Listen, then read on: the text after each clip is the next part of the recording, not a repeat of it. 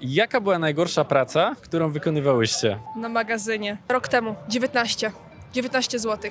Generalnie dla mnie najgorsza praca, którą wykonywałam w życiu, to było gastro. Bardzo podziwiam wszystkie osoby, które tam pracują, bo to jest, nie ukrywajmy, ciężka, wymagająca i niewdzięczna praca.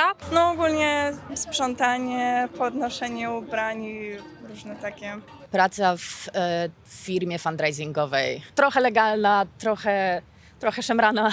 Ja pracowałam w szklarni. No, stawkę miałam bardzo małą, 15 zł za godzinę. Nie polecam. Pasjonuję się cukiernictwem, no ale trochę nie poszło po myśli i myślałam, że po prostu to będzie praca moich marzeń.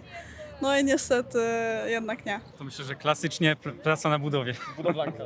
Kto w gastronomii pracował, ten w cyrku się nie śmieje. Najgorsza praca moim zdaniem była na magazynie w Hopie. To była tragedia, bo w sumie się nic nie działo. Dla jednych dobrze, ale no przez 6 godzin to było ciężko.